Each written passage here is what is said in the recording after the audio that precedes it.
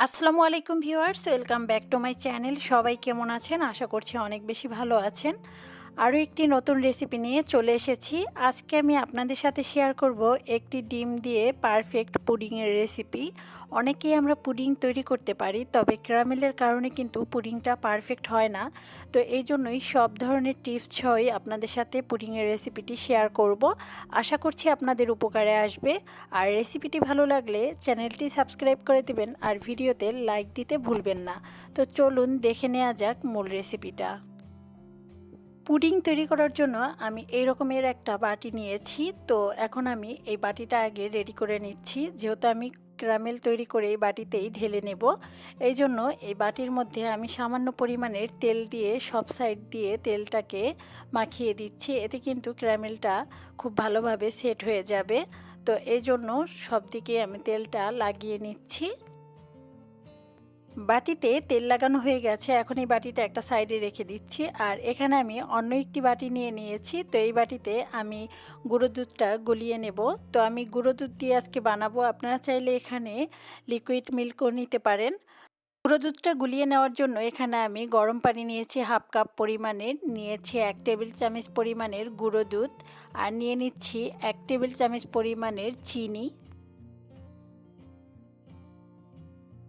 দিয়ে দিচ্ছি সামান্য পরিমাণের লবণ। লবণটা যদি দিতে না চান তাহলে না দিলেও হবে, তবে মিষ্টির ব্যালেন্স ঠিক করার জন্য লবণটা দেওয়া দরকার। তো আমি সব কিছু একটা চামচ দিয়ে নেড়ে নিচ্ছি। বাটিটা একটা সাইডে রেখে দিচ্ছি। আর এখন আমি ক্যারামেল তৈরি করে নেব। এই জন্য চুলায় একটা প্যান বসিয়ে দিলাম আর দিয়ে দিচ্ছি 1/4 কাপ পরিমাণের চিনি, দিয়ে দেব 1 চা চামচ পরিমাণের পানি। তো পানিটা এখানে সামান্য পরিমাণের দিতে হবে। আর এটা অবশ্যই ননস্টিকের প্যানে ক্যারামেলটা তৈরি করার চেষ্টা করবেন, এতে কিন্তু ক্যারামেলটা খুব ভালো হয়। তো আমি এখন লো ফ্লেমে এই ক্যারামেলটা তৈরি করে নিচ্ছি। আর এটা কিন্তু হাই হিটে করা যাবে না, তাহলে কিন্তু ক্যারামেলটা পুড়ে যাবে আর এটা তেতো হয়ে যাবে। ক্যারামেলটা তৈরি করার সময় এটা চামচ দিয়ে নাড়ার দরকার নেই। এইভাবে প্যানটা একটু ঘুরিয়ে নিলেই কিন্তু সব সাইড দিয়ে খুব সুন্দরভাবে কালার চলে আসবে। আর ঘুরিয়ে না নিলে কিন্তু এক সাইড বেশি পুড়ে যাবে, আর এক সাইড হবে না। তো ক্যারামেলটা হয়ে গেছে, আমি চুলা থেকে নামিয়ে এই বাটিটার মধ্যে ঢেলে নিচ্ছি। আর এই বাটিতে কিন্তু আমি আগেই তেলটা লাগিয়ে নিয়েছিলাম, দেখতেই পাচ্ছেন। তো ওই বাটিতেই আমি ক্যারামেলটা ঢেলে নিলাম। এখন সেট হওয়ার জন্য অপেক্ষা করছি। ক্যারামেলের বাটিটা একটা সাইডে রেখে দিচ্ছি। আর অন্য একটি মিক্সিং বোলের মধ্যে আমি নিয়ে নিচ্ছি একটি ডিম, যেহেতু আজকে আমি একটি ডিমের পুডিং তৈরি করে দেখাবো। আর ডিমটা অবশ্যই রুম টেম্পারেচারে থাকতে হবে, তাহলে কিন্তু পুডিংটা ভালো হবে।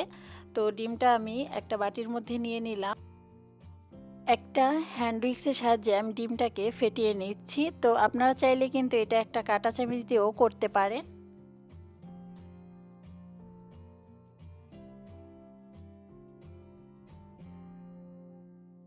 ডিমটা ফেটিয়ে নেওয়া হয়ে গেছে। এখন আমি এই ডিমের মধ্যে দিয়ে দিচ্ছি আগে থেকে গুলিয়ে রাখা দুধ। তো দুধটা অবশ্যই ঠান্ডা হলে দিতে হবে, তা না হলে কিন্তু ডিমটা জমাট হয়ে যাবে। তো এই জন্য আমি ঠান্ডা হওয়ার পরে দুধটা মিশিয়ে নিচ্ছি। তো এখন আমি একটু ডিম আর দুধটাকে ভালোভাবে নেড়েচেড়ে মিশিয়ে নিচ্ছি। আর এর মধ্যে দিয়ে দেব ভ্যানিলা এসেন্স। তো হাতের কাছে না থাকলে না দিলেও হবে। আমি সামান্য পরিমাণের ভ্যানিলা এসেন্স দিয়েছি, বেশি দিলে কিন্তু এটার গন্ধটা বেশি আসবে। তো এখন আমি এই বাটিটাকে একটা সাইডে রেখে দিচ্ছি আর আপনাদেরকে দেখিয়ে দিচ্ছি যে ক্যারামেলটা সেট হয়েছে কিনা। তো ক্যারামেলটা কিন্তু পুরোপুরি সেট হয়ে গেছে, হাতের সাথে লেগে থাকছে না। আর দেখতেই পাচ্ছেন পুরোপুরি সেট হয়ে গেছে। এখন আমি একটা ছাঁকনি দিয়ে ছেঁকে এই ডিম দুধের মিশ্রণটা ঢেলে দেব। তো অবশ্যই এটা ছেঁকে দিতে হবে।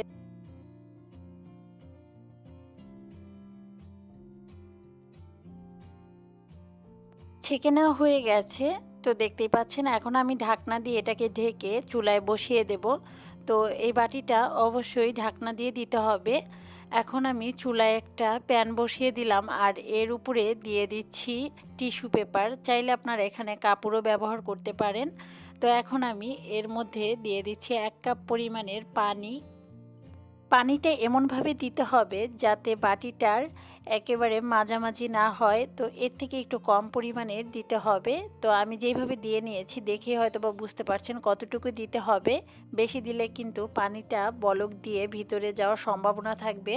তো আমি ঢাকনা দিয়ে আর এই ঢাকনার যে একটা ছিদ্র থাকে এটা আমি বন্ধ করে দিয়েছি। তো আসছি 20 মিনিট পরে।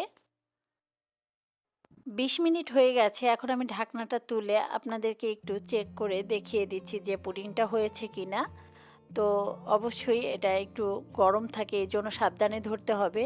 তো আমি একটা টুথপিক দিয়ে চেক করে নিলাম। পুডিংটা কিন্তু পুরোপুরি হয়ে গেছে, যেহেতু টুথপিকের গায়ে লেগে নেই। তো আমি এখন এটাকে চুলা থেকে নামিয়ে নিচ্ছি। চুলা থেকে নামিয়ে একটু ঠান্ডা করে ফ্রিজে রেখে দিয়েছিলাম 1 ঘন্টার জন্য। তো চাইলে আরও বেশি টাইমও রাখতে পারেন পুডিংটা সেট হওয়ার জন্য।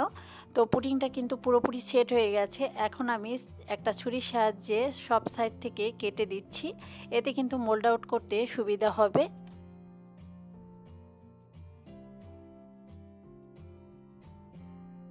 সব সাইড দিয়ে ঘুরিয়ে কেটে নেওয়ার পরে এখন আমি এটাকে একটা প্লেটে মোল্ড আউট করে নিচ্ছি। তো আপনাদেরকে দেখিয়ে দিচ্ছি যে পুডিংটা কেমন হয়েছে।